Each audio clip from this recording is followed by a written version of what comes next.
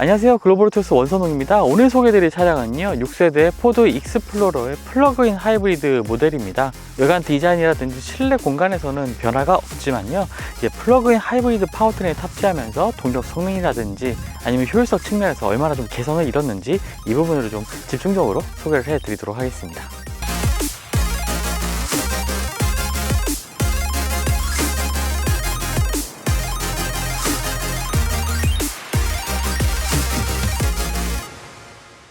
네, 익스플로러 플러그인 하이브리드 모델의 외관 디자인 한번 살펴보도록 하겠습니다. 외관 디자인은 지난번에 한번 소개를 해드렸었죠. 2.3 터보 모델과 동일합니다.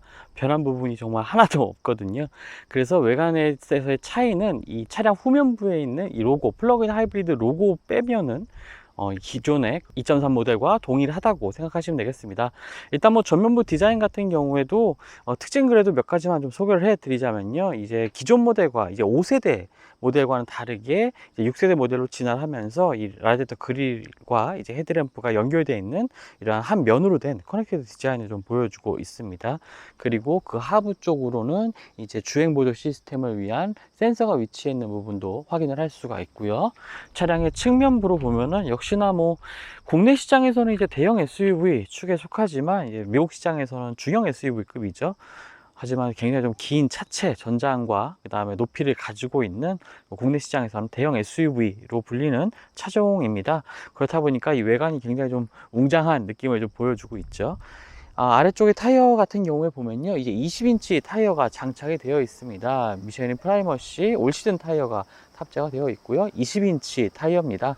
뭐 차량의 크기가 워낙 좀 크다 보니까 20인치 타이어도 그렇게 크게 느껴지지 않을 만한 이 특징을 보여주고 있는데요.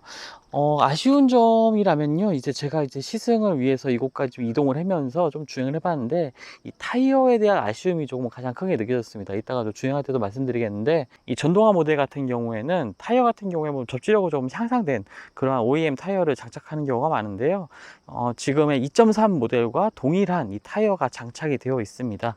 그래서 조금 접지력적인 측면이라든지 이 타이어에서 조금 아쉬움이 남았다는 부분도 있고요. 그리고 플러그인 하이브리드 모델이다 보니까 이 차량의 운전석 앞쪽에 보시면 이렇게 완속 충전구가 따로 마련이 되어 있습니다. 이제 250V를 사용을 하는 완속 충전구고요.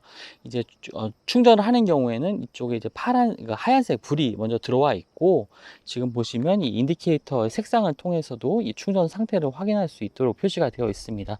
이 버튼 같은 경우에는 이제 눌러 놓으면은 그 설정된 시간에 충전하도록 활성화를 시킬 수 있는 버튼이 되겠고요. 사실 뭐 별도의 급속 충전이 필요하지 않습니다. 플러그인 하이브리드 모델 같은 경우에는요, 그냥 가정에서 쓰시는 220V로 충전을 하거나 뭐 공용 충전 장소에 이제 완속 충전기를 사용하셔서 충전하시면 되겠고요. 이제 가정에서 충전하는 경우에는 한 5시간 반 만에 충전이 완료가 됩니다. 차량의 측면부 디자인 같은 경우에도 굉장히 웅장한 모습 보여주고 있죠. 특히나 이제 3열 시트의 모델이기 때문에 이쪽 2열을 지나서 이제 3열 쪽에 보시면 약간 이제 이어져 있는 형태로 된 검은색으로 처리가 되면서 이 3열 공간이 있는 차량이람을 좀 암시하게 해주는 이러한 디자인도 보여주고 있는데요. 덕분에 3열에서의 개방감도 그렇게 나쁘지 않습니다. 차량의 후면부 디자인 같은 경우에도 지금 보시면 리어 램프의 디자인 같은 경우에도 이제 세대를 거듭하면서 좀 변화된 부분이 있고요. 아래쪽에 보시면 이 배기구 같은 경우에도 4개의 이 배기구가 있는 이 리어 부분의 디자인 특징을 좀 보여주고 있습니다. 그리고 차량의 후면부에 보면은 이렇게 플러그인 AWD라는 로고만이 더해져 있습니다. 이것이 유일한 가솔린 모델과 플러그인 하이브리드 모델의 차이점이라고 볼 수가 있겠네요. 네, 지금 1열 시트 앞쪽 공간을 좀 보고 계시는데요, 2.3 에코부스트 모델과 뭐 실내 공간 동일합니다. 뭐 크게 달라진 부분 없이 이제 플러그인 하이브리드 모델답게 이 가운데 인포테인먼트 화면이나 계기판 정도의 이제 플러그인 하이브리드 배터리 전원을 얼마나 사용하고 있는지에 대한 전원 정보만 이제 나오고 있고요. 그 외에는 2.3 에코부스트 모델과 동일합니다. 뭐 그래도 특징 몇 가지만 알려드리자면요, 일단은 6세대 모델로 거듭나면서 이 인포테인먼트 시스템 터치 디스플레이가 이제 기존의 8인치에서 10인치로 크기가 좀 커졌습니다. 조금 더 활용하기 좋은 크기가 됐죠. 하지만 여전히 좀 크기가 좀 작다는 느낌은 좀 지울 수가 없는 것 같고요. 그리고 홈 화면에 추가된 몇 가지 기능들이 있습니다. 바로 이제 이 부분이죠. 충전과 관련된 기능인데요. 한번 보면요, 차량의 에너지 흐름도 같은 것들이 표시가 되고 있습니다. 현재는 지금 제가 시동을 켜놓고 배터리 좀 충전만 하고 있는 상황이거든요. 그래서 지금 엔진에서 이제 배터리 쪽으로 전력이 가고 있다라는 표시가 나오고 있고요. 주행 중에는 감속 상황이라든지 가속 상황에 따라서 이런 부분들이 계속 바뀌게 됩니다. 그리고 충전과 관련된 부분을 한번 눌러보면은 이제 완충되는 걸리는 시간 뭐 2.1시간, 7.2시간 뭐 이런 표시도 나오고 있고요. 그리고 아래 충전 환경을 보면은 이제 충전 예약 시간 같은 것을 설정을 해 놓을 수가 있습니다. 뭐 꼽자마자 바로 충전되기도 할 수 있고요. 뭐 야간 시간대에 충전을 하게 되면 조금 더 저렴하게 충전을 할 수가 있겠죠. 그 부분을 위해서 이제 뭐 위치라든지 뭐 시간 같은 것을 설정을 해서 이렇게 충전을 할 수가 있습니다. 그리고 터치 디스플레이 하단으로는 이제 공유장치를 조작할 수 있는 버튼들이 위치해 있는데요. 뭐 버튼의 질감도 괜찮고요. 그리고 왼쪽에 보시면 통풍 시트, 그 다음에 열선 시트 뭐 이런 버튼들도 위치를 해 있고요. 그 외에는 일반적인 공유장치 기능들을 포함하고 있습니다. 그리고 이 하단에 보시면 이제 열게 되면요, 안쪽에는 전자기기를 충전할 수 있는 USB 포트 두 개, 하나는 C타입이고 하나는 일반적인 포트 타입을 마련이 되어 있고요. 그리고 기어 노브 같은 경우에도 이제 다이얼 방식입니다. 다이얼 방식으로 되어 있고, 그 아래는 뭐 주차 버튼, 그리고 이제 독특한 점은 바로 이제 플러그인 하이브리드 모델이니까 EV 모드가 따로 있다는 점인데요. 이 부분 차후에 설명드리고요. 드라이브 모드 전환 버튼들도 위치를 해 있습니다. 그리고 이 아래쪽으로는 경사로에서 조금 속도를 일정하게 유지해서 내려갈 수 있게 해주는 이러한 기능들에 대한 버튼들도 있고요. 컵홀더도 아주 큼지막하게 마련되어 있는 컵홀더를 확인할 수가 있습니다. 키는 이쪽에 이렇게 수납하시면 되겠고요. 뭐 그 외에도요, 지금 앞쪽에 스마트폰 무선 충전 패드가 마련이 되어 있는데요, 지금 이렇게 세로로 세워두는 형태입니다. 그렇다 보니까 이게 운전을 하다가 종종 이제 감속을 하는 경우에 이 스마트폰이 앞쪽으로 이렇게 툭 하고 떨어져서 이제 충전이 안 되는 경우가 종종 발생하더라고요. 이런 점들은 좀 참고하시면 좋을 것 같고요. 그리고 이제 암레스트를 열어보면은 굉장히 좀 넓은 수납 공간이 마련이 되어 있습니다. 팔꿈치까지도 이렇게 들어가네요. 그리고 작은 트레이도 있고요. 안쪽으로는 이제 C거잭만 따로 있습니다. USB 포트는 이 안쪽에는 따로 없고요. 그래서 이제 안쪽에 C거잭에 뭐 USB 충전을 위한 그 잭을 꽂는 경우에 이 선 같은 경우 이쪽으로 앞쪽으로 이렇게 빼서 사용할 수 있도록 작은 홈도 이렇게 마련이 되어 있네요. 네, 그리고 2열 공간입니다. 2열 공간 도어 위쪽에는 이렇게 가림막 같은 것도 수동으로 할 수 있게 되어 있고요. 시트 같은 경우에는 뭐 수동식이긴 합니다. 하지만 이제 슬라이딩 기능은 따로 지원하고 있어서요, 저 앞뒤로 좀 슬라이딩을 해서 작동을 시킬 수가 있고요. 슬라이딩 기능 같은 경우에는 이 시트 앞쪽에 레버를 당겨서 이제 앞뒤로 슬라이딩을 하시면 되겠습니다. 그리고 안쪽으로 좀 들어가 보면요, 일단 앞쪽에 유용하죠. 이 콘센트가 따로 마련이 되어 있는 부분이 있습니다. 이 콘센트를 통해서 뭐 노트북 같은 것 충전할 수도 있겠죠. 안쪽으로는 USB 포트 두 개, C타입과 일반적인 타입 두 가지가 있고요. 공유장치 조작 버튼들도 위치를 해 있습니다. 시트 같은 경우에 이제 3열 3명이 앉을 수 있는 시트 구성으로 되어 있습니다. 말씀드렸던 것처럼 슬라이딩 기능을 지원하긴 하는데, 이 가운데 시트 있죠? 가운데 시트는 슬라이딩이 되지 않고 이 오른쪽과 왼쪽 끝에 있는 두 개의 시트만 슬라이딩이 가능합니다.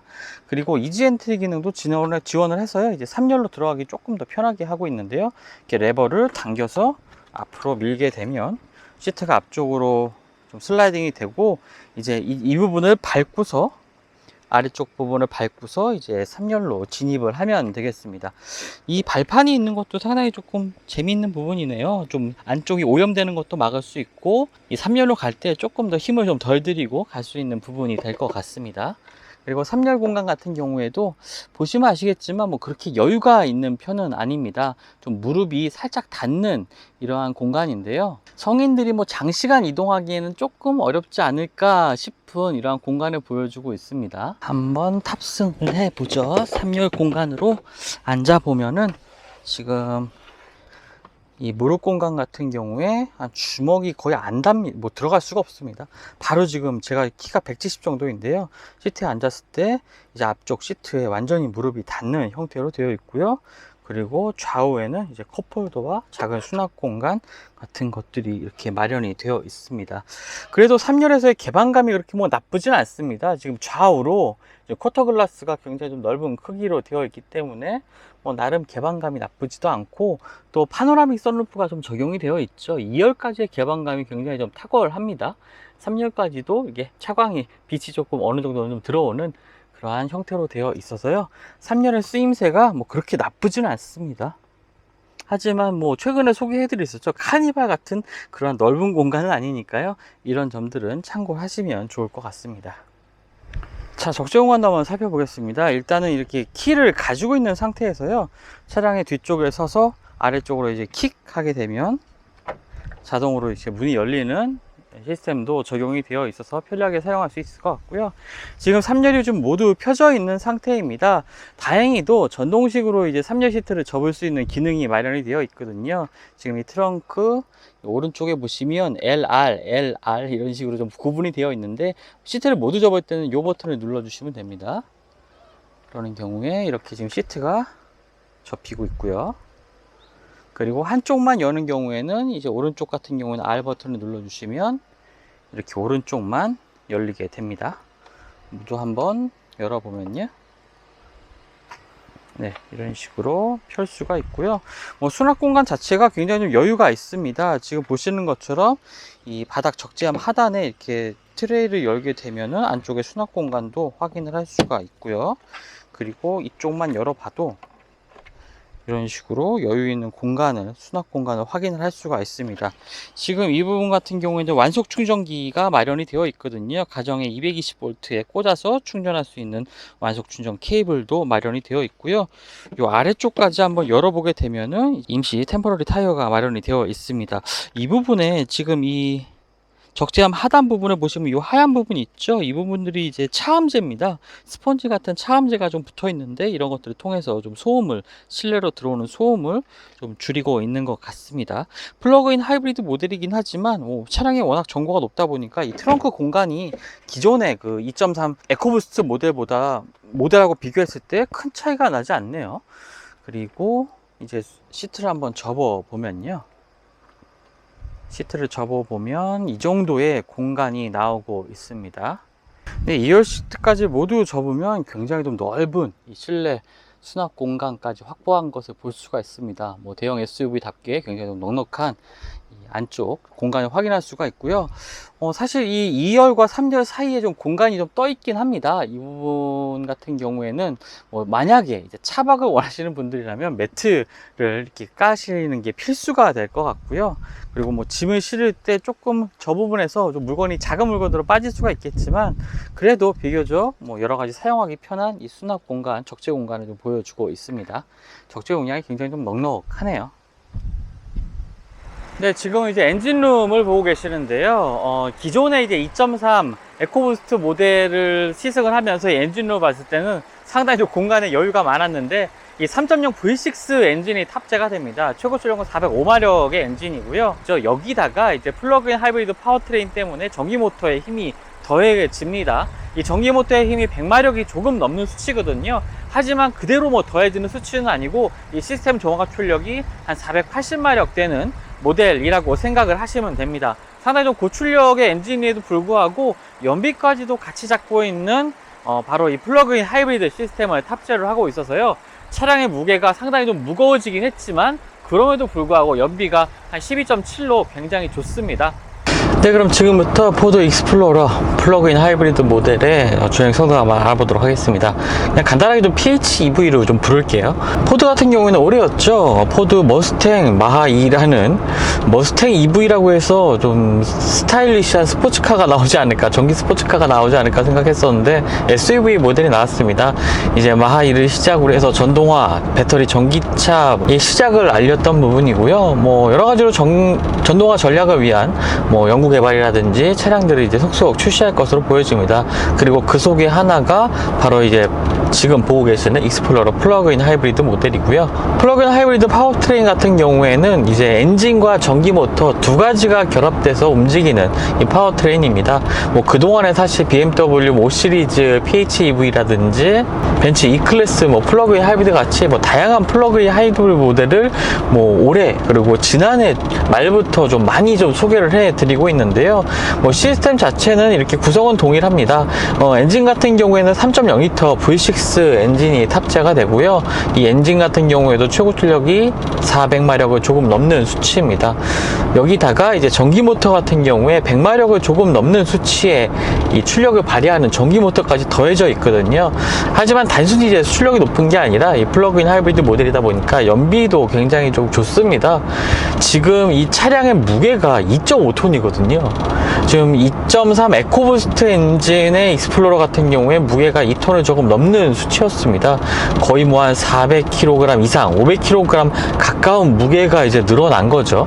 이러한 고출력의 엔진에 초기부터 최대 토크가 발휘되는 이 전기 모터가 힘을 더해주다 보니까 뭐 전반적인 가속 성능은 굉장히 좀 뛰어납니다. 이게 과연 2.5톤에 달하는 SUV, 대형 SUV인가 할 정도로 굉장히 좀 경쾌하게 움직이는데요.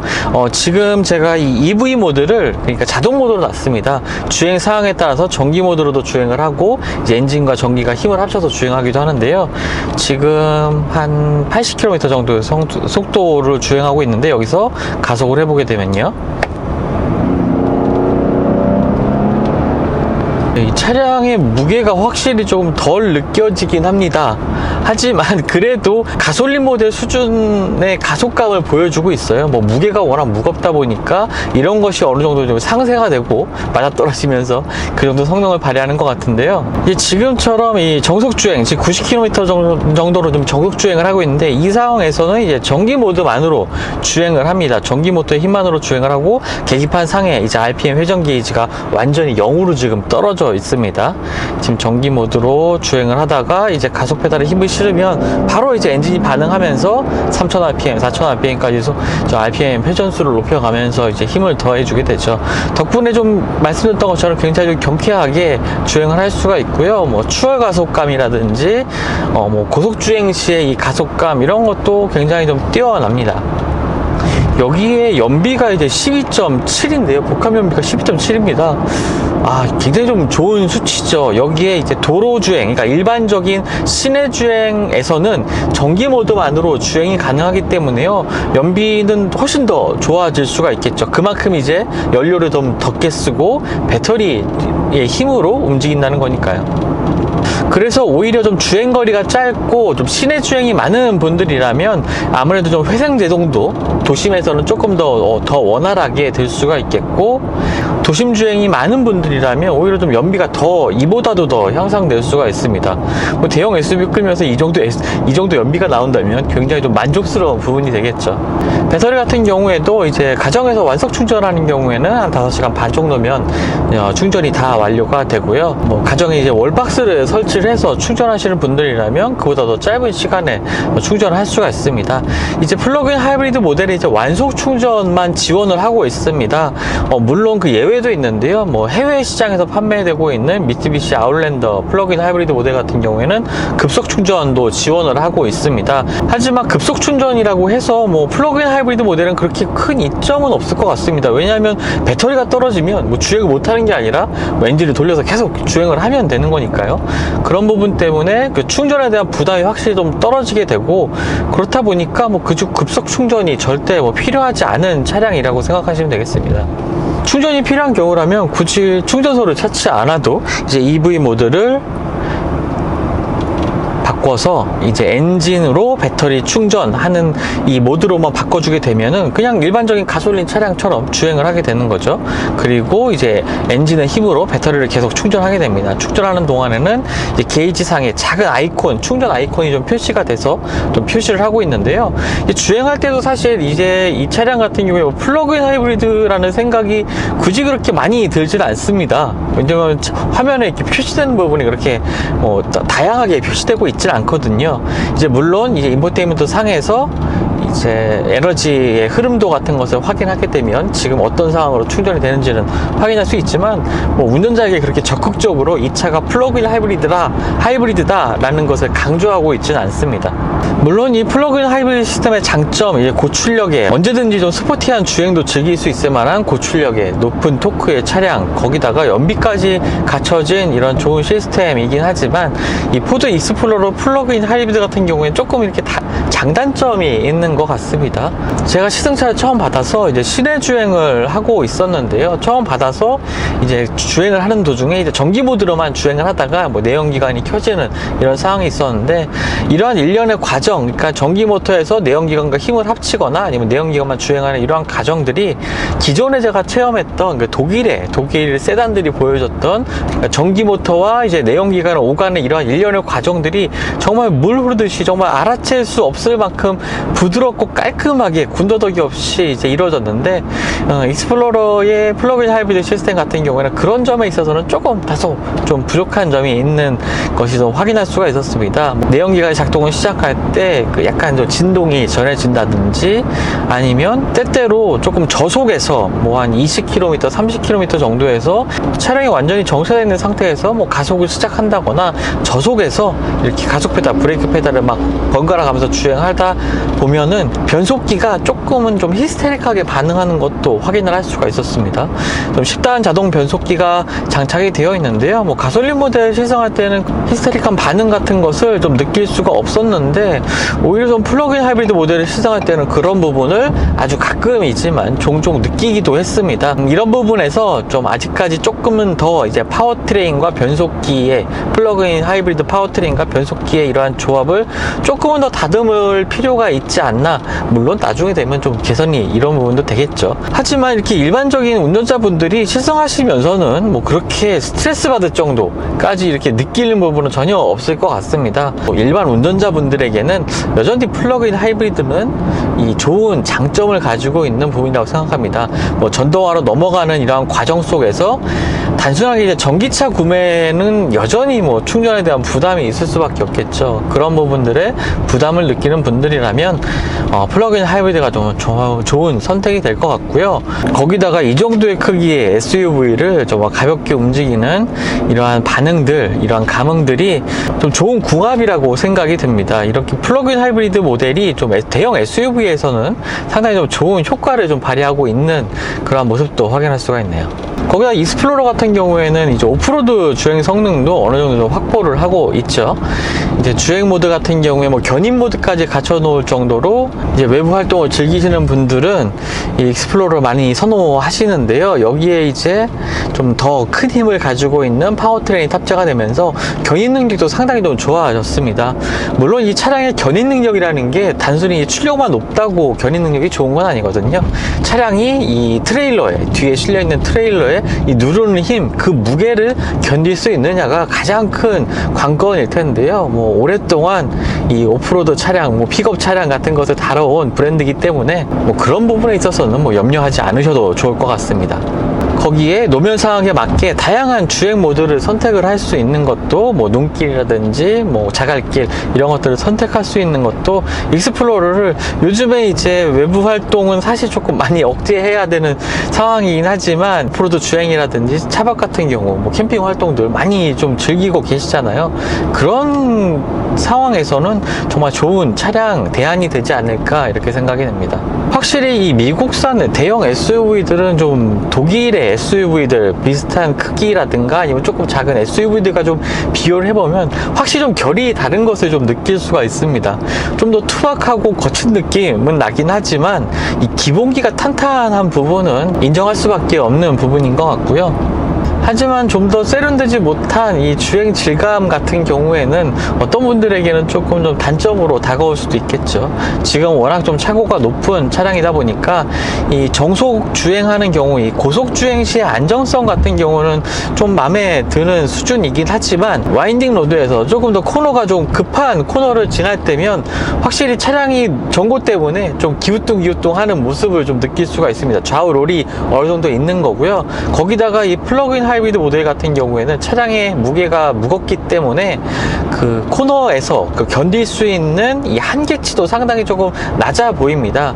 거기다 타이어 같은 경우에도 이 플러그인 하이브리드 모델이라면, 그리고 이 차량의 무게가 많이 나가는 이것을 감안을 해서 조금 더 그립력이 좋거나 아니면 토크를 좀 더 잘 견딜 수 있는 이러한 타이어가 장착되면 좋지 않을까 했었는데, 여전히 뭐 2.3 에코부스트 엔진에 탑재됐던 이 익스플로러와 동일한 타이어가 탑재가 되는 부분도 주행성에서 조금 더 점수가 깎이는 부분이 되지 않을까, 그런 부분을 만드는 부분이 이 타이어의 역할이 조금 크지 않았나, 이렇게 좀 생각이 됩니다.